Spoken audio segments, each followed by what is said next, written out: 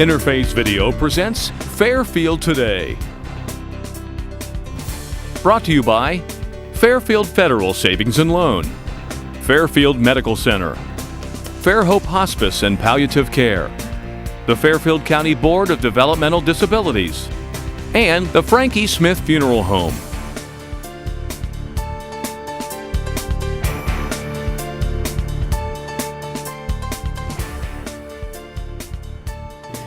Hello friends, and welcome to Fairfield Today. I'm your host, Paul Jasson. Thank you for joining us. We're downtown in the lobby of Fairfield Federal, where we usually hold our domain down here. They're gracious enough to allow us to sit in this little corner for a couple hours every Tuesday and talk about interesting things, at least we believe, around Lancaster and Fairfield County. Looking forward to that. We're glad you're here with us today. Probably the most well-known event in Fairfield County, and I might even overstep the Fairfield County Fair, although maybe not, but certainly a well-known event around Lancaster and Fairfield County is the Big Lancaster Festival that starts tomorrow. It's a very exciting time, and we're pleased to have with us the executive director. No, he was able to stay another year. He did such a good job last year. We brought him back for another year. Ken Culver. Ken, thank you for joining us. Thank you, Paul. It's good to be here. I may be amazed that after 1 year you didn't say, man, I don't need this. I'm retired. I can do what I want now. But here you are back again taking the punishment. Here I am, and I'm glad to be here, Paul. It's been a long journey since our last festival. So excited to be here at this point, at the jumping off point of the 33rd festival. This process, this planning process, is about 11 months old. We take a couple of weeks off in August just to pay the bills and catch a breath. And by September, we're at it again, looking for acts and doing the budgeting and planning and so forth. And so it seems like it's a long way away at that point, but here we are, finally. At the jumping off point. Tomorrow we begin, Wednesday, and we're all excited we're ready. We feel like things are in order. We have a good plan. Now we just have to execute. So pretty much after the last firework pops on Saturday night last year, okay, back to the books. Yeah, the embers aren't quite aren't quite dead yet, and we're starting to. So plan this again. is the 30th annual one. This is just a landmark one. I wonder, thinking back, and I know you weren't there, nor was I, in the planning of the first one when Christian Badia was here, and we had the Columbus Symphony coming down, and it was just a whole different animal. Eventually got to 2 weeks, and things changed. Right. But I wonder if even in their wildest dreams, if they thought 30 years later this would still be such a huge event. I hope they did think that. I hope so. We have our founders, Eleanor Hood and Barbara Hunsinger, still active. But actually, we have two anniversaries. This is the 33rd festival. Yes. But the 30th anniversary of the Lancaster Festival Orchestra. And now that you bring that up, you're right. Christian Badia and the Columbus Symphony were here for the first 3 years. They departed back to Columbus, and then we had to decide what would we do? Well, the board at that time thought that they would try to find another orchestra to come in from Pittsburgh or Cincinnati or Cleveland. But then there was a young assistant director up in Columbus by the name of Gary Sheldon who said, why don't we start our own orchestra? And in fact, that's what happened. Over 200 resumes came in from all over the country, and so presto, we had our Lancaster Festival Orchestra. That was 30 years ago, and we're going strong today. As a matter of fact, there are still 9 charter members who are with us yet today, who come back year after year.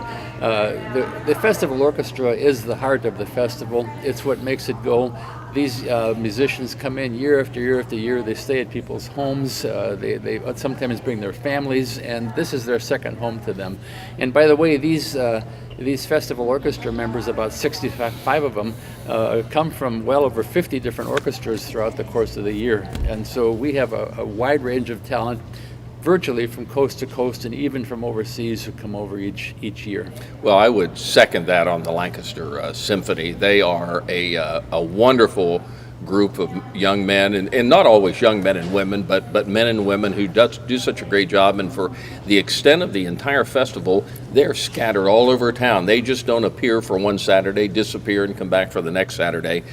Gary has them doing things all over town. As you say, they stay at people's homes. I think they're treated very well, and obviously 9 of them coming back for the entire 30 years. But I agree with you. This is really the heartbeat of the entire festival. In fact, it is. But there's, of course, so much more than that. We begin tomorrow downtown, our opening with the community orchestra, which is not only some festival orchestra people, but community people who come in and sit in. And that's right downtown at the Zane Square at 6 o'clock tomorrow night. Followed by the local group Vital Signs, which is associated with the Fairfield Medical Center, healthcare professionals who will be performing. And by the way, they will be playing on our brand new renovated outdoor concert stage. This stage was idle for a number of years. It had been severely damaged in a windstorm several years ago, and so it's been renovated this year. We've found some generous donors who came up with the money to do it, and I have to take my hat off to the Lancaster Parks and Recreation and Mike Tharp for doing the physical work to make this happen. So we're very proud of this portable stage, this concert stage coming back to us and being inaugurated tomorrow night with Vital Signs. That stage will be downtown for the entire 11 days for the Noontime Festival events, and also for the Friday night. That's Angela Purley and the Howlin' Moons. They will be inaugurating, if you will, on Friday night. Well, it's an exciting time. So it officially kicks off tomorrow with the St. Mary's concert. Always a huge event up there. Actually, that's 2 days. That'll be Thursday night. Oh, okay, Thursday night. St. Mary. That's the official grand opening, and I might mention that again in conjunction with the 30th anniversary, because this is going to be the fan favorites from the past 30 years. It's going to be spectacular, the St. Mary opening night concert on Thursday night with the festival orchestra. And I wanted to bring that up and talk about that. It's fan favorites. The Beach Boys are coming back in the 33 years, obviously the biggest group that ever come in. You've got them back again.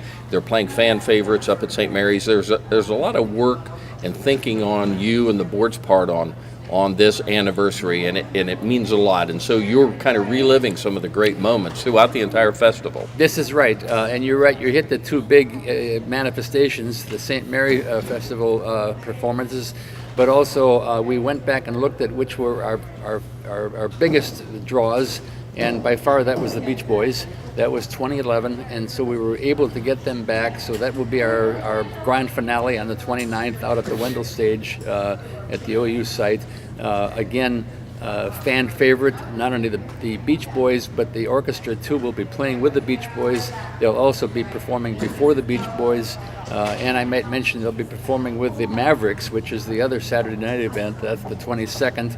Again, you'll hear a lot of wonderful music from the Lancaster Festival Orchestra, the fan favorites from the past 30 years. And I want to put a plug in for the Mavericks too. I think all the emphasis, and rightfully so, much of the emphasis should go into Beach Boys. They are America's band. They are just world class. I saw them at the Capitol 4th when they were, and I always enjoy them. I always enjoy that event, but I enjoy them.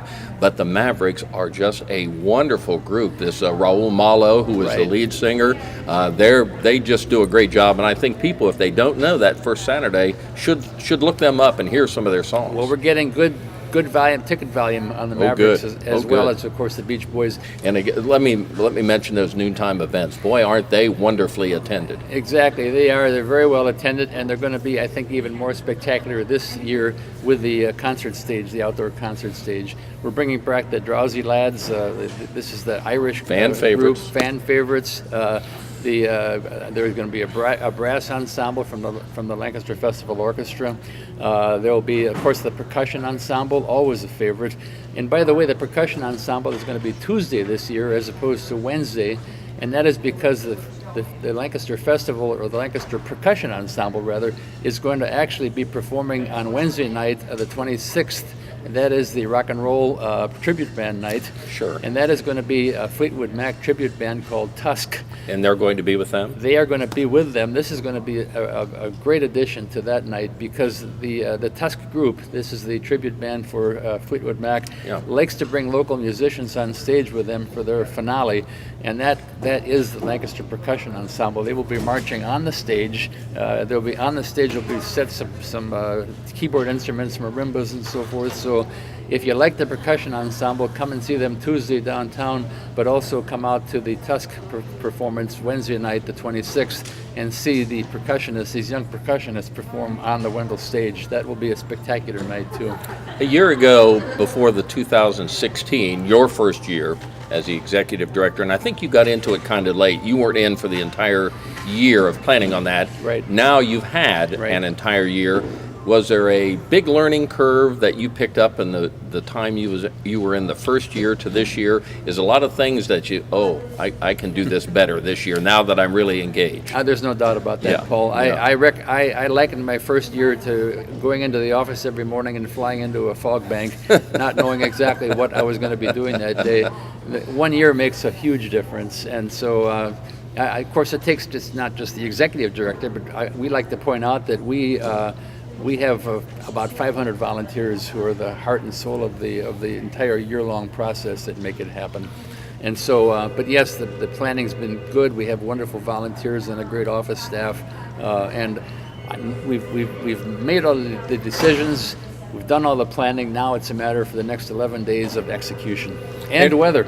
Well, of course, I don't know if you have anybody. I know for the July 4th, Ron Burris used to claim he was in for cloud control. So you need somebody for that. But as long as the weather is good, I know the community turns out. And again, we're looking at the fairgrounds, Rising Park. This is really a community effort. You talk about the volunteers. So many areas of Lancaster and Fairfield County step forward and say this is an important 10, 11 days. It is, and you're right. At the beginning, you mentioned the fair events, the Fairfield County Fair, and we feel that the festival is probably every bit as popular as the fair now. People come back for reunions, they come back for family events.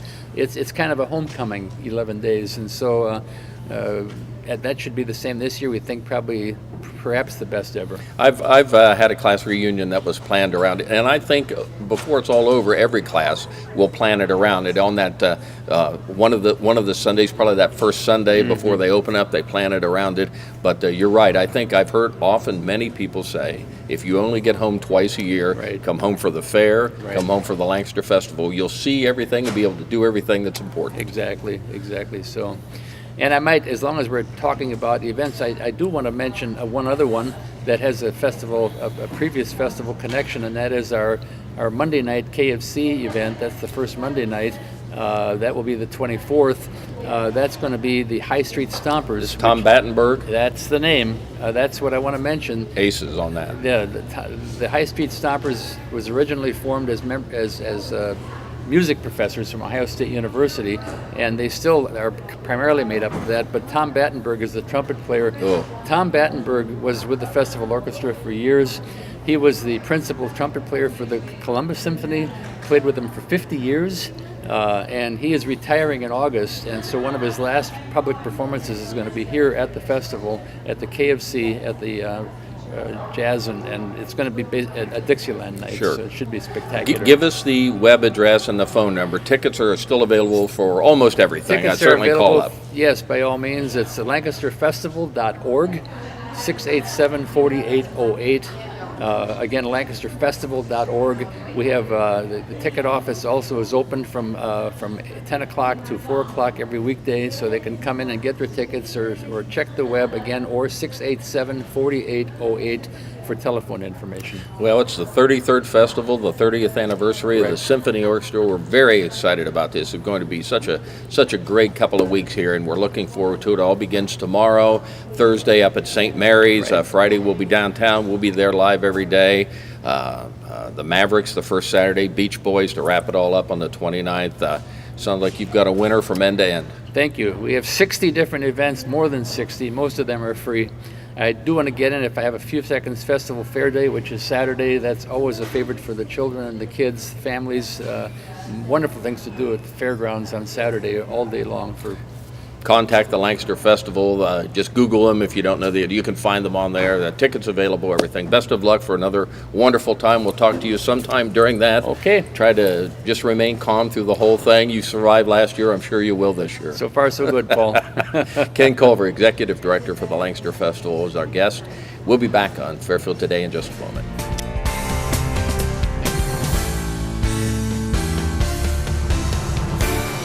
Hello, friends, and welcome back to Fairfield Today. Thanks to Ken Culver for joining us and talking about the wonderful Lancaster Festival.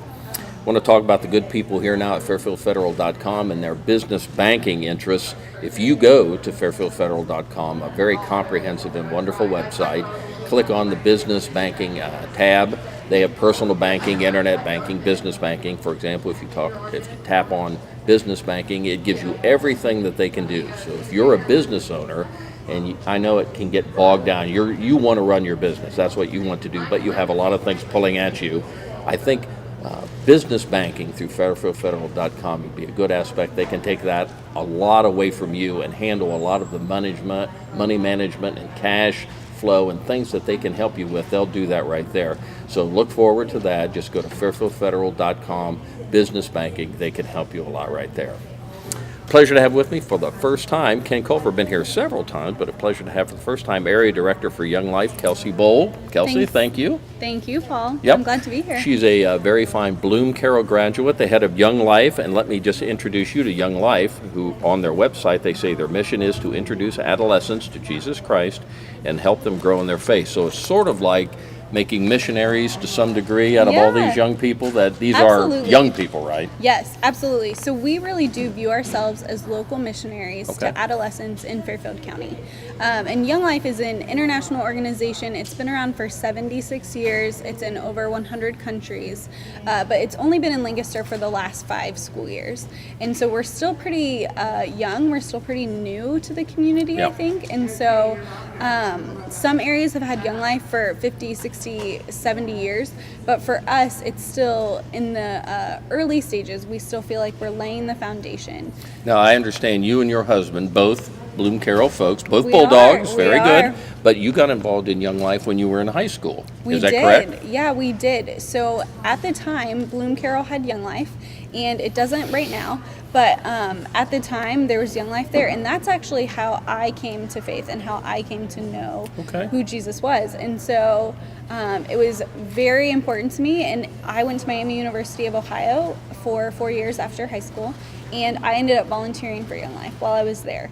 And so after college, my high school boyfriend and I were engaged, and so we ended up getting married shortly after college. And then we moved to Batesville, Indiana, where I was offered a full-time job with Young Life. And we were there for about 4 years and have just been back in Fairfield County doing Young Life here in Lancaster for the last 2.5 years. Okay. Now I know Ivan Smith. I always like to give Ivan a plug. I'm on the Lancaster Corral board with Ivan, and he keeps me informed as to what you do and what Young Life is. But I remember it's been a couple months ago now. Was it a camp you folks went to? Yeah. That you took a bunch of young people and then took out here, and how did that go? It was awesome. So every summer we go to camp, and we have, we as Young Life has probably about 20 to 30 properties across the U.S. And so this year we went to our property in Lower State, New York called Lake Champion. We took 31 kids from Fairfield County. I believe we had 2 or 3 high schools represented in that group, which is great.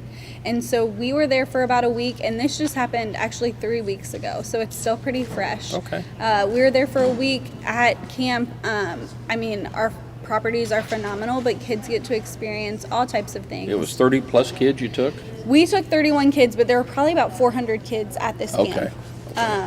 From all over Pennsylvania, Virginia, New York, a lot of local or surrounding states. And so we were there for a whole week. We take a charter bus, and it was which is really nice when you're really tired and needing to drive home. But the food is phenomenal. Everything is over the top at Young Life Camp, and we do that to show kids the love that God has for them.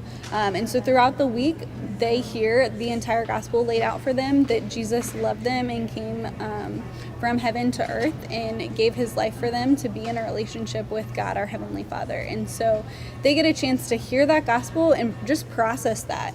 And you know, a lot of kids end up wanting to follow Jesus after that week, and some kids don't. And I think that's the beautiful thing about Young Life, is that we feel like we just get to enter into their lives, be their friend, and tell them what we believe is the most important truth. But then they get the chance to respond. And even if they decide this is not for them, we still love them and walk alongside them. We really feel like it's a relational ministry. We really do believe it's an outreach to lost kids who don't know Jesus, who maybe will never go to a church or to a youth group. And so that is our heart, is for kids who didn't grow up in a Christian home to have a chance to hear this incredible news. And I will say that even if during that week of camp, this conversion doesn't take place, Yes. You see it in church all the time where parents bring their kids and these kids are playing around, they're doing Yes. church things, they're having fun, but eventually that may lead them back. And Yes. that maybe is the case here. Maybe after college, maybe they don't get involved, maybe they do in college, but at some point in their married life or when they're parents or something like that, something clicks, they say, oh, I remember that, and they get involved then. So that's okay too. Paul, that's such a good point, because we really do believe we're called to plant seeds. And we should water them and do our best to take care of that, but really it's ultimately God who will grow them. And so really our heart is just to love them and to be an adult in their life that is consistent and cares for them. High schoolers have a lot coming at them. Sure. Today, a lot. And they have really great teachers and coaches and parents, but we know that the truth is, for even some of those adults who are awesome and love them, sometimes they're only in their life for a period of time, only for a semester or a year. And so we really tried to be consistent with them. I was just back in Indiana this past weekend for a girl's wedding who I've known for the last 6 years, and we've stayed friends. And so I really, truly believe this ministry is about lifelong friendships, lifelong relationships. When you look at your time in here now, again, when you got involved in this high school, would you have ever thought that this is, because you had somebody like you leading you, I did. and now you are the leader, right? Yes, I did. And I guess this is planting that seed. Yeah. You get involved, you stay involved in college, you stay involved with your husband through all this, and it's turned out to be, I'm sure in your mind, a wonderful ministry. Yeah, and it is. It's a great tool to love on high school kids. And you bring up a great point. I was just on the phone with my young life leader 2 days ago. And so she now lives in South Carolina, Still but we engaged still, in this. and we don't talk every week like we did in high school, but I talk to her all the time about the big life important things that are going on. She has a kid, and I am expecting my first child, and so we were just having a conversation about what it's going to be like to be moms. And so that's just really fun that I know she's a staple in my life for the rest of my life. But to be honest with you, I would love to share just what this looks like in a week-to-week basis. Sure. So for us, it always goes back to relationships. But there are a couple things we do throughout most weeks that help us to carry out our mission. So the first thing I'll talk about is club, and that's a funny name. It's actually not a club. There is no membership. There is no membership fee. But during the semesters of school, we go for about 10 or 12 weeks. We run club every Monday night at 8 p.m. And so club is about an hour long, and really the best way to describe it is controlled chaos. So it's kind of a party with a purpose. So we sing songs, we play games, there's a skit, there's always humor. It's just a ton of fun. But at the end of the night, we share the gospel proclamation. And through the semester, we go through the whole gospel. And so each week, we try to make this environment as inviting as possible for kids so that they would want to come. And really, we give a lot of what happens at club away to kids so they have ownership, so they're running things and they're involved with what club looks like. But we often sing Taylor Swift songs. We play games that just are for fun, really silly and insignificant. But really, we believe that everything we do at club points back to the gospel and who Jesus is. Just sounds like something, I guess, to keep the kids engaged, right? Absolutely. And I think it's a great, entryway into getting involved in young life and hearing about the gospel, because it's pretty non-threatening. But for kids who want to go a little bit deeper, our second weekly event, which we run all year long, the only time we ever don't have it is if school is canceled for bad weather or for holidays. But that's called Campaigners, and we do that on Wednesday nights at 8 p.m. And we often do that in people's houses, and that is Bible study. So there's usually worship, we sing a couple songs, but we are always in the Word, and we're talking about how the Bible applies to our lives now and what we can take away from it. Because I remember back in high school, it was really hard to understand. And still sometimes parts of the Bible are really hard to understand. So we talk about what it's saying and how it relates to us. And that happens every Wednesday night at 8 p.m. And then we always end in prayer. But it's really, we learn to serve together. We learn how to be a community and care for one another. It's really a ton of fun, and it's a really tight-knit, we call each other family, you know. Got a couple minutes left, talking with Kelsey Bull. Kelsey's the area director for Young Life.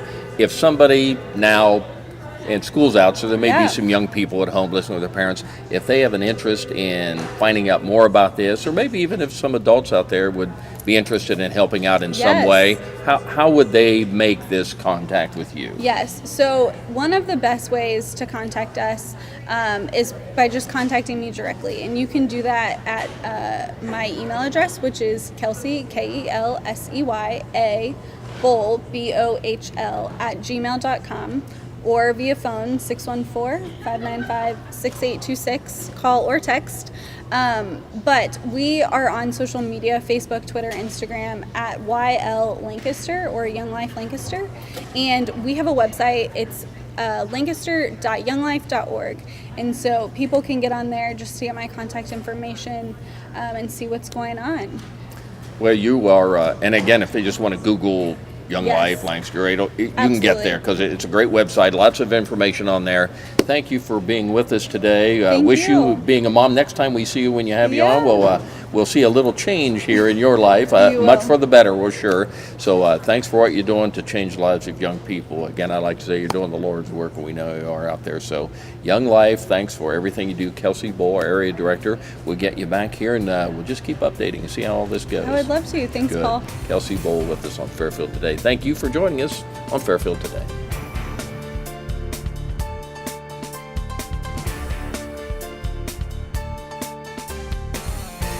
Fairfield Federal Savings and Loan, Fairfield Medical Center, Fair Hope Hospice and Palliative Care, the Fairfield County Board of Developmental Disabilities, and the Frankie Smith Funeral Home.